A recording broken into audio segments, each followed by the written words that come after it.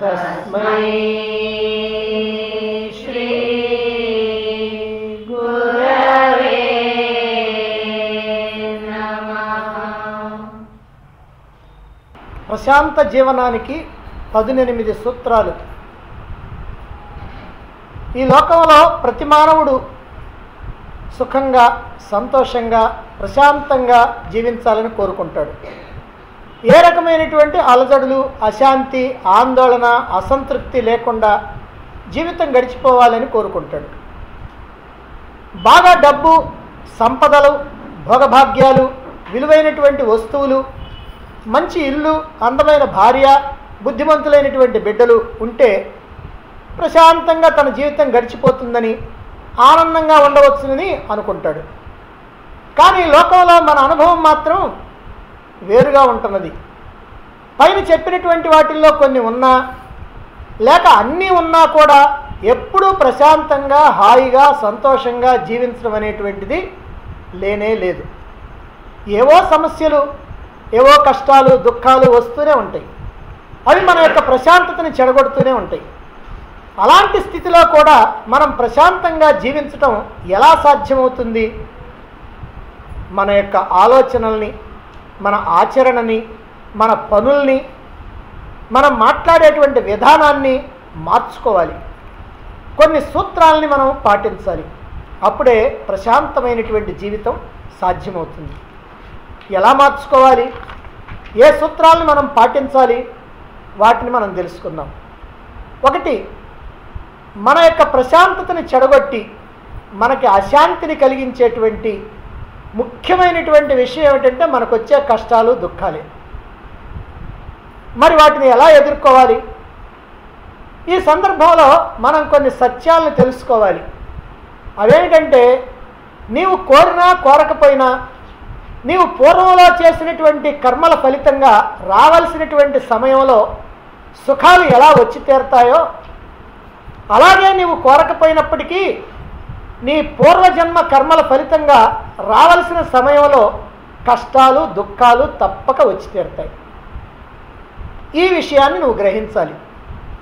అంతేకాదు, ఈ కష్టాలు, దుఃఖాలు రాకుండా తప్పించుకునేటువంటి ఉపాయం ఏమీ లేదని కూడా తెలుసుకోవాలి.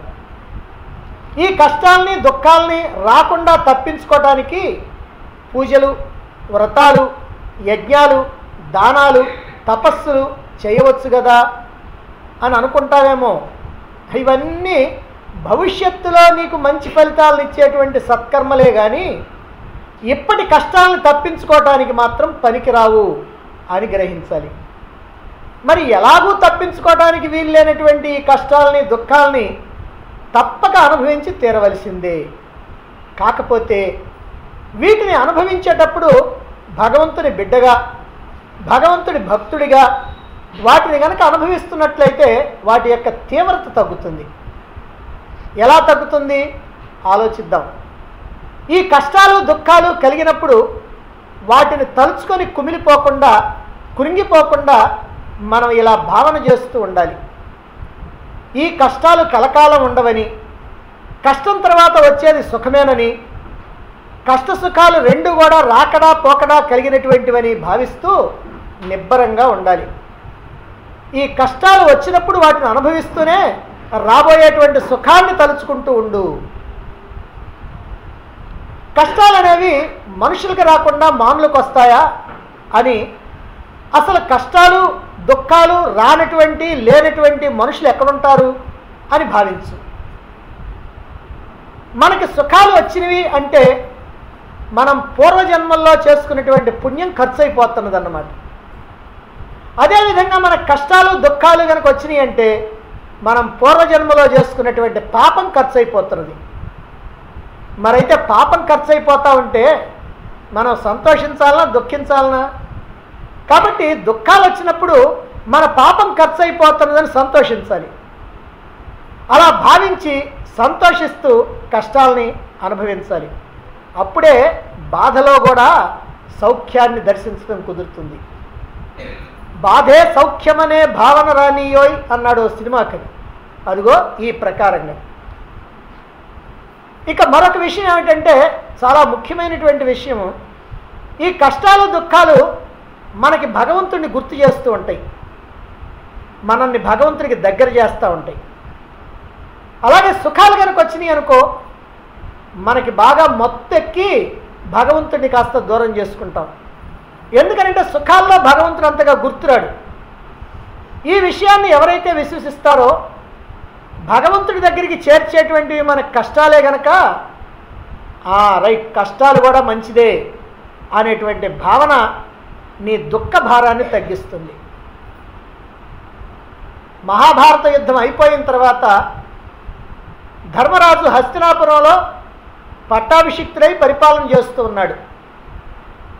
పరిపాలన సక్రమంగా సాగుతూ ఉంది. చాలా కాలం గడిచిపోయింది. ఈ మధ్యలో ఎప్పుడూ శ్రీకృష్ణుడు మళ్ళీ పాండవుల్ని చూడటానికి రాలా. చాలా కాలం తర్వాత ఒక రోజున పాండవుల్ని చూడాలనేటువంటి ఉద్దేశంతో హస్తినాపురం వచ్చాడు. అలా వచ్చి పాండవులతో కొద్దిసేపు మాట్లాడాడు. ఆ తర్వాత కుంతీదేవి దగ్గరికి వెళ్ళాడు. ఆ కుంతీదేవి శ్రీకృష్ణుడిని దగ్గరికి తీసుకొని ఆమె శిరస్సుని ముద్దాడి, నాయనా నీ యొక్క రాక నాకెంతో ఆనందంగా ఉంది అని చెప్పి ఎన్నో విధాలుగా తమకు చేసినటువంటి సహాయాలను తలుచుకుంటూ ప్రశంసించింది. అప్పుడు శ్రీకృష్ణుడు అంటున్నాడు, అత్త నీకేం కావాలో కోరుకో, నీకేదైనా ఒక కోరిక నెరవేర్చాలని నాకు కోరికగా ఉందని అన్నాడు. నాయన నేను కోరేటువంటి కోరికని నువ్వు తీర్చవలే, అందుకని ఎందుకు కోరటం అనవసరంగా అంది. అదేమిటి, నేను నీ కోరికను తీర్చకపోవటం ఏమిటి, అడుగు ఏదైనా సరే నేను తీరుస్తాను అన్నాడు. ఒకవేళ నువ్వు కనుక నా కోరిక తీర్చాలనుకుంటే మాకెప్పుడు కష్టాలు దుఃఖాలు ఉండేటట్టుగా నాకు వరం ఇవ్వమనండి. అదేమిటత్తా, ఎవరైనా సరే కష్టాలు దుఃఖాలు ఉంటే పోవాలని కోరుకుంటారు, సుఖాలేమో రావాలని కోరుకుంటారు, నువ్వేమో ఈ కష్టాలు దుఃఖాలు కావాలంటావేమిటి అని అన్నాడు. అప్పుడు కుంతీదేవి అంటున్నది, నాయనా మేము ఎన్నో రకాలైనటువంటి కష్టాలు అనుభవించాం. ఎక్కడో అరణ్యాల్లో పుట్టారు 5 పిల్లలు, వాళ్ళని తీసుకొని హస్తినాపురం వచ్చాం. ఇక్కడికి వచ్చిన దగ్గర నుంచి కౌరవులతో వీళ్ళకి తగాదాలు వస్తూనే ఉన్నాయి. ఆటలాడుకునేటువంటి సమయంలో తగాదాలి. సరే కొంచెం పెద్దవాళ్ళు అయిన తర్వాత అదిగో మళ్ళీ లక్క ఇంట్లో పెట్టి తగలబెట్టాలని చూశారు. ఆ తర్వాత ద్రౌపదిని వివాహం చేసుకున్న తర్వాత తీసుకొచ్చి మళ్ళీ ఖాండవ ప్రస్థానానికి పంపించారు. అక్కడ రాజసూయాగం చేసి వైభవంగా ఉంటే అది చూసి సహించలేక